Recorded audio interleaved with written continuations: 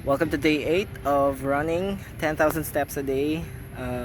May na-realize lang ako from the past videos. Panay chika ako ng English. Pwede naman pala mag-Tagalog or Filipino. But anyway, it's already almost 5.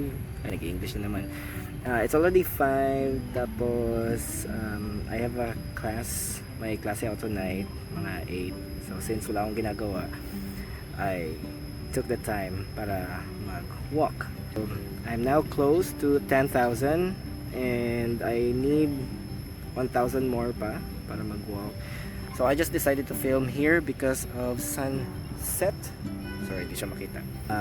Today's Thursday, day 8. What else should I say?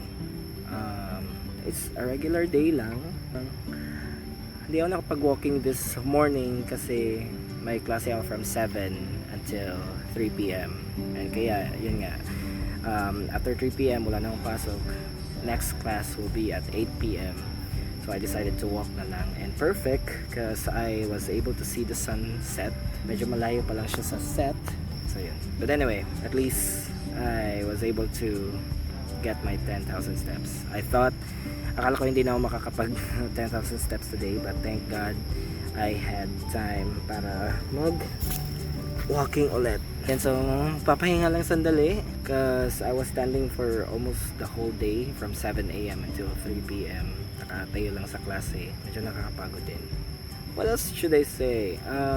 Beautiful day. Buti na lang walang bagyo or wala pang bagyo.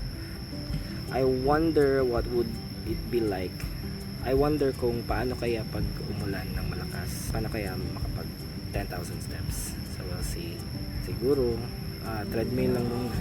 Hopefully, Lord, sana walang bagyo in the coming weeks. And I'm excited for day 30. Now, day 8 ba? I think it's day 8. I lost track na. But anyways, I think it's day 8. And 22 more days to go. Let's see what will happen on May 30. I think that's all for now, and I'll see you tomorrow. So tomorrow I'm off, and so we'll see, and hopefully I can still get my 10,000 steps tomorrow in the coming days. So I guess that's all, and see you in day 9. Bye bye.